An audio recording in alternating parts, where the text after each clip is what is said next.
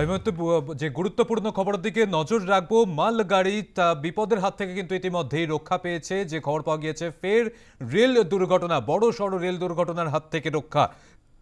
Coupling খুলে বিচ্ছিন্ন মালগাড়ি, ফারাক্কার খোদাবন্দপুরে এই দুর্ঘটনা ঘটে।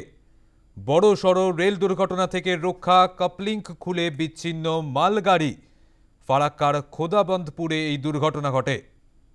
আবারও আপনাদের জানিয়ে রাখবো, ফারাক্কার খোদাবন্দপুরে বিচ্ছিন্ন হয়ে যায় মালগাড়ি, কামরা, কাপলিং খুলে যায় বলে জানতে পারা গিয়েছে। রেল লাইন দিয়েই চলতে চলতে হঠাৎই বিচ্ছিন্ন হয়ে যায় মালগাড়ির একটি কামরা। প্রত্যক্ষদর্শীদের মতে মালগাড়িটি ধুলিয়ানের দিক থেকে ফারাক্কার দিকে যাচ্ছিল। হঠাৎ করে ইঞ্জিনের দিকের অংশ, কয়েকটি বগি বিচ্ছিন্ন হয়ে যায়, কাপলিং খুলে যায়, যার কারণে এই ঘটনা। যদিও বড় সড় দুর্ঘটনার হাত থেকে ইতিমধ্যেই রক্ষা পাওয়া গিয়েছে। বড় সড় রেল দুর্ঘটনার হাত থেকে রক্ষা, কাপলিং খুলে বিচ্ছিন্ন হয়ে যায় মালগাড়ি, ফারাক্কার খোদাবন্দপুরে এই দুর্ঘটনা।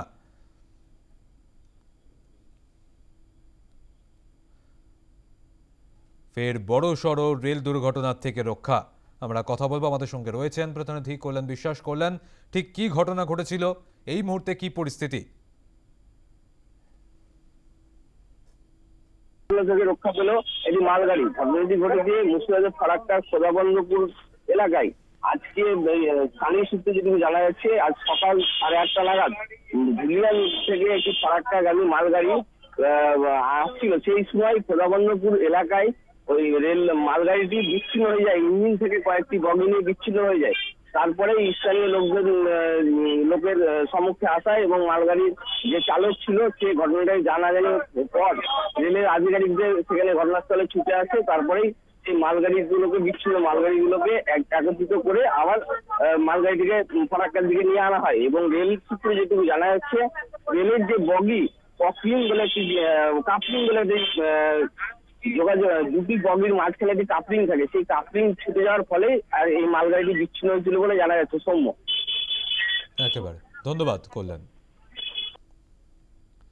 আবারও আপনাদের জানিয়ে রাখবো, বড় সড় রেল দুর্ঘটনা থেকে রক্ষা, কাপলিং খুলে বিচ্ছিন্ন মালগাড়ি, ফারাক্কার খোদাবন্দপুরে এই দুর্ঘটনা।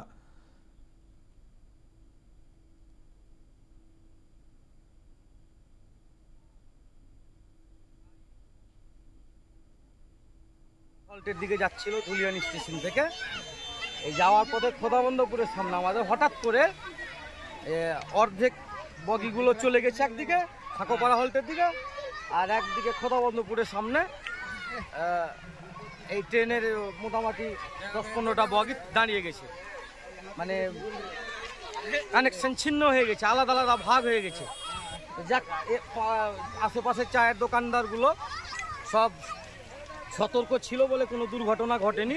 একটা বড় কিছু হয়তো ঘটলেও ঘটতে পারে।